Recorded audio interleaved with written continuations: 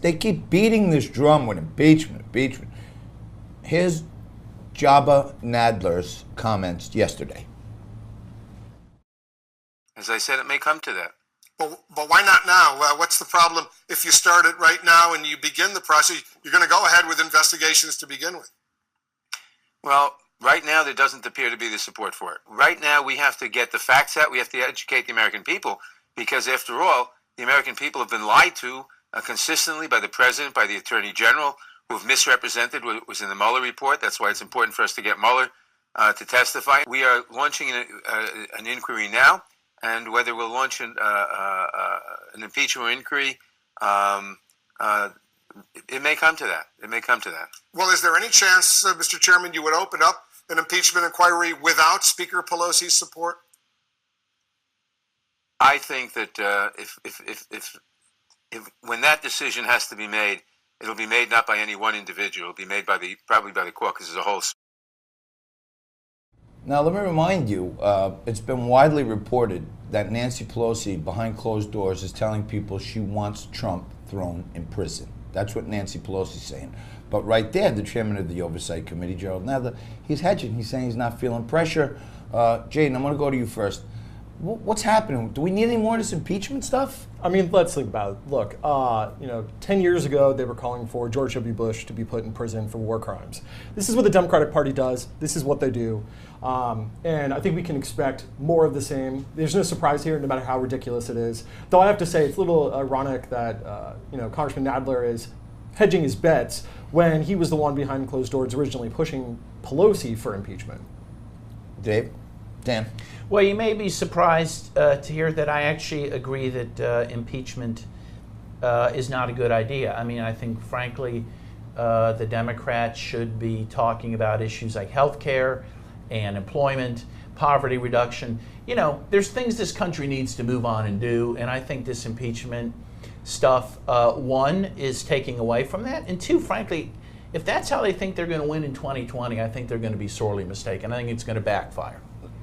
That deserves a bell ring, because in this segment we mix it up. We bring on a Democrat, a Republican. I always talk about the purple people, that most people we know that are normal have a little red and a little blue in them, and when it all gets mixed up, the majority of us are purple people. And on other shows, they bring on people from the other side and they pay them to take a beating. Okay, we bring on real people who know where the rubber meets the road, and every so often, a Democrat and a Republican agree. And that's what purple people are all about. Thank you for your sound thoughts on that. And no matter what happens, we duke it out. Food's provided by Champ's Gourmet Deli. We have a little snack and we shake hands. We part friends. Before we go to the next segment, thank you. Have you ever been told that you sound exactly like Zach Galifianakis? I have not. I have not. Well, I was closing my eyes a little bit and I was hearing his voice, honestly. Okay, well, that's great. I take it as a compliment. So, Jaden, I know you're with Reclaim New York. It's a nonpartisan nonprofit. You're the communications director there. When you come on this show, you're talking about your own personal views, and then not necessarily always representing Reclaim New York's as an organization. But you personally, did you ever? We're talking about Barr every day now, right? And Eric Holder was held in contempt. Nobody came and tried to throw him in jail. So why are they after Trump in jail? They want to throw Barr in jail. Is there some psychosis going on? Psychotic?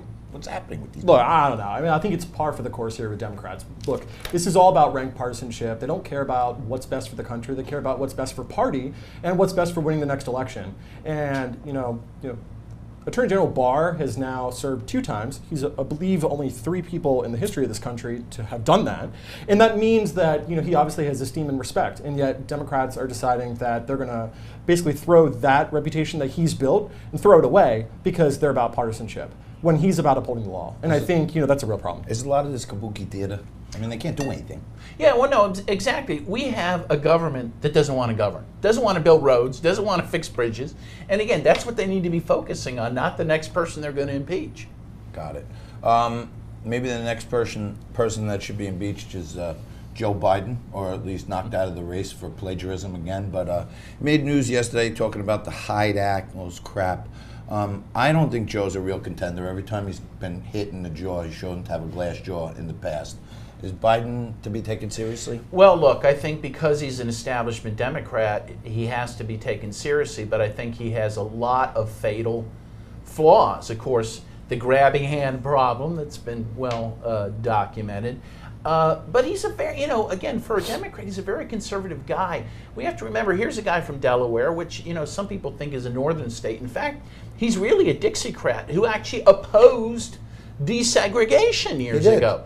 He's not a great guy, even from the liberal point of view, and I think that I would like to see him go. Jaden, he's also taken credit recently for being the author of the '94 crime bill, which threw millions of African Americans and underprivileged people in jail for minor drug crimes, nonviolent drug crimes.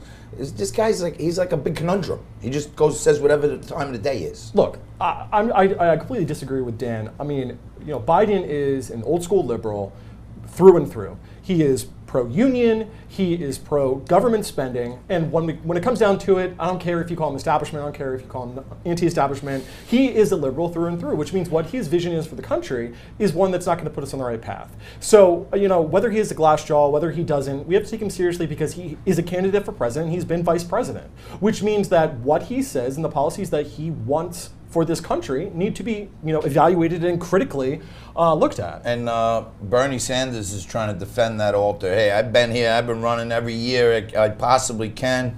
And listen, Bernie was running with the Soviet Union, so I mean, come on. But there was a back-channel meeting recently between Bernie and Biden. They brought former CIA Director James Clapper in case any trouble, and all hell broke loose. Take a look at this. Biden gets hit with a left hook and he goes back. He comes back for a little more, he goes down again. And this is how hard, this is the senior citizen smackdown, as I see it. The parties are supposed to be so progressive, and they're going to the left, and we elected all these women.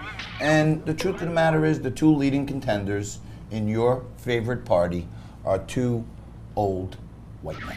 Yeah, well, again, it doesn't surprise me. And by the way, it's a party that's very difficult to embrace too enthusiastically because, again, it doesn't really know what it wants to be. Does it want to be a party of working people? I love this guy.